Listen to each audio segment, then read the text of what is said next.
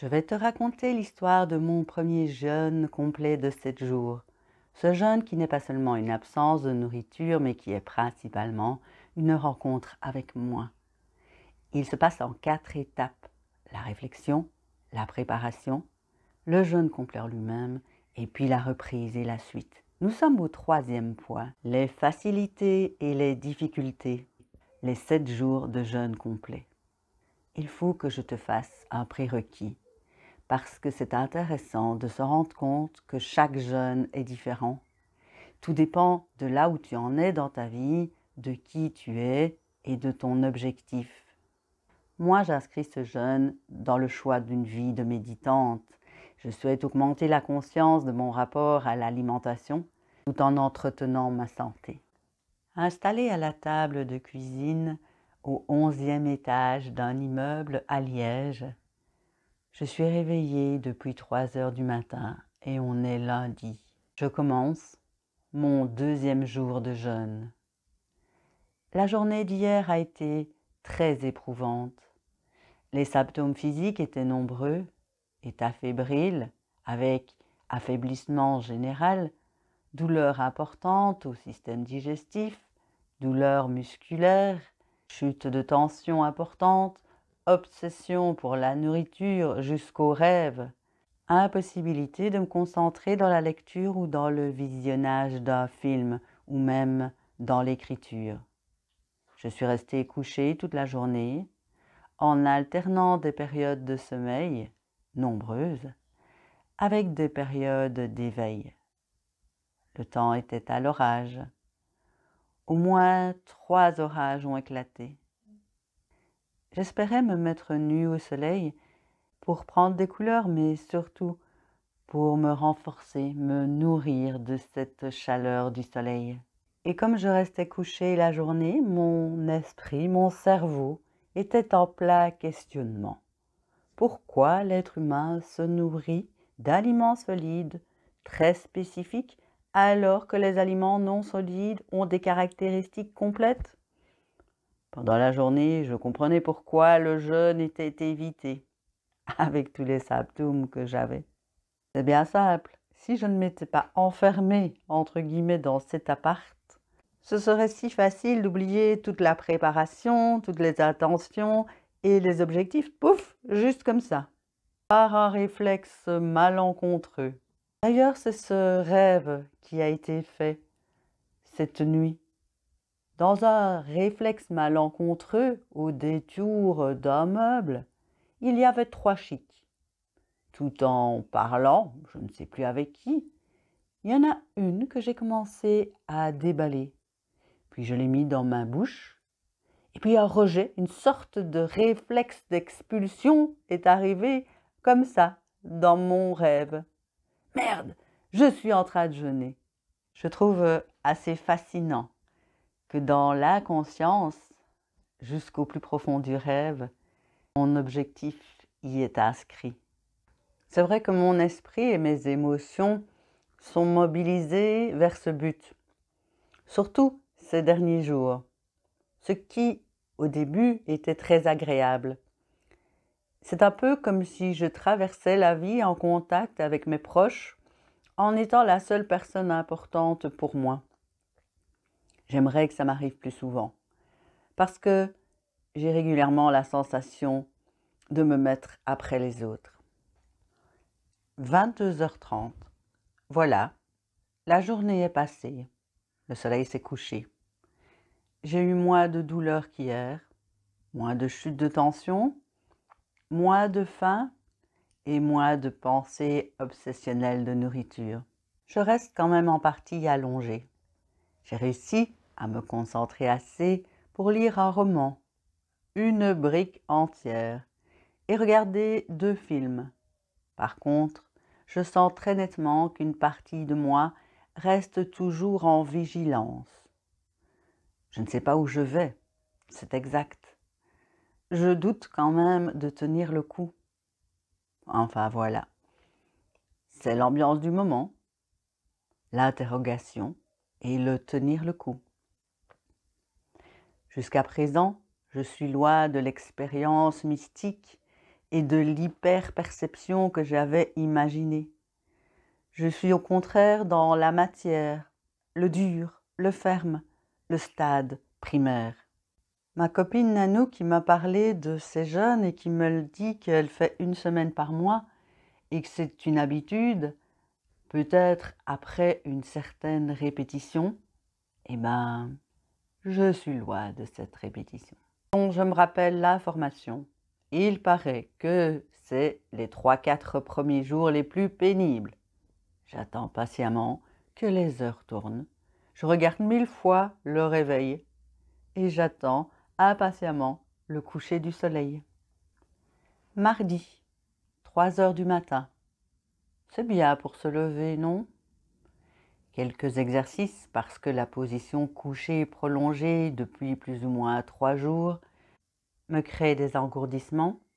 Étirements, mouvements avec la tête, avec les membres, le bassin, puis quelques essais pour me rendormir.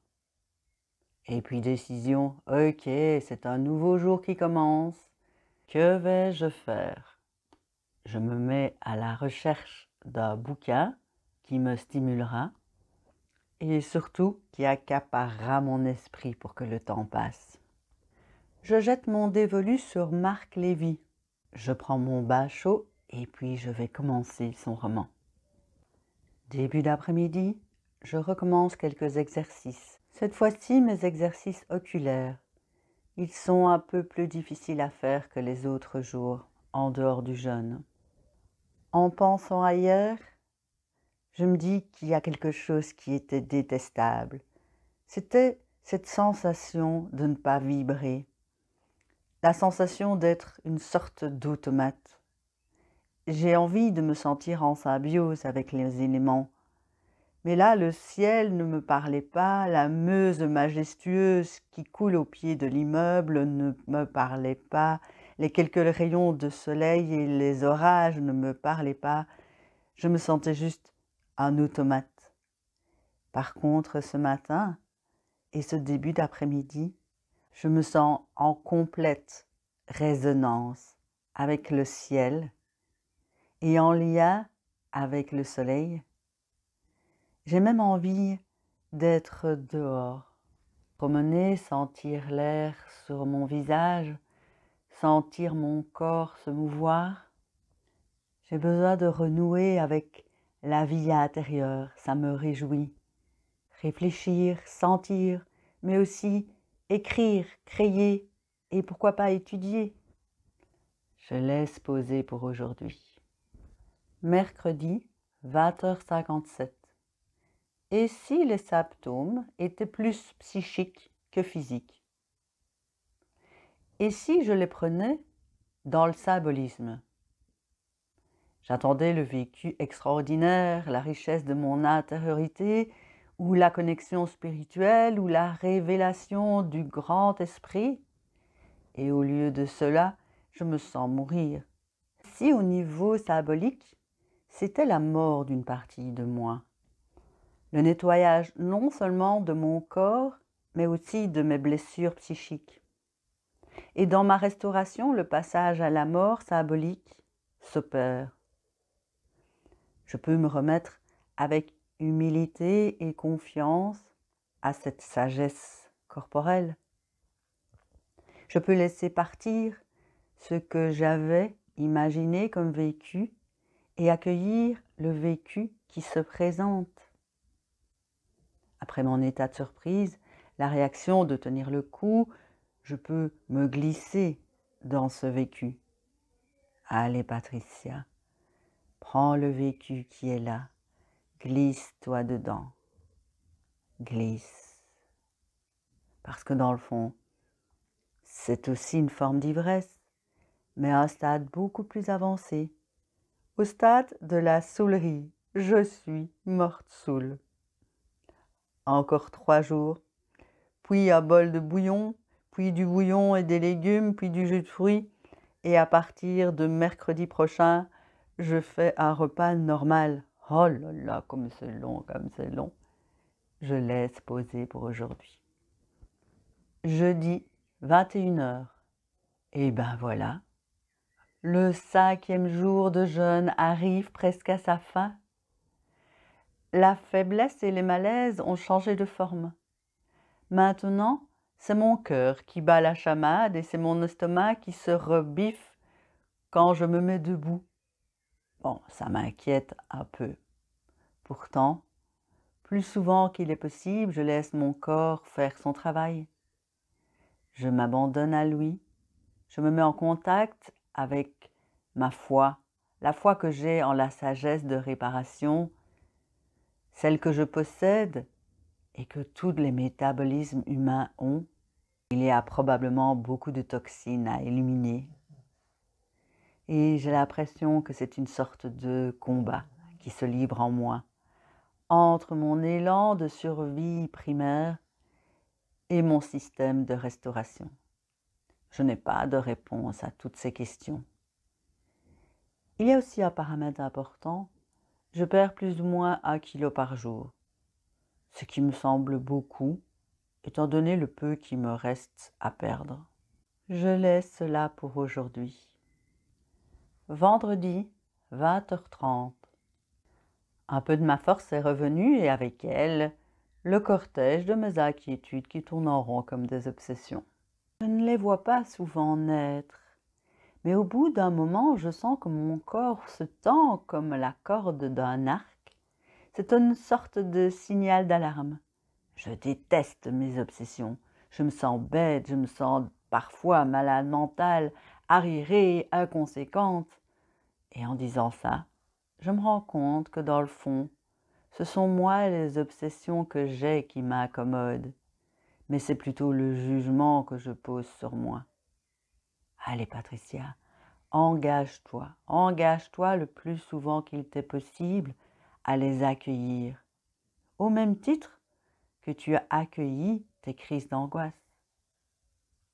Tu n'as qu'à dire « Ah, vous voilà, vous, ça faisait longtemps, au moins 5 minutes, bienvenue !»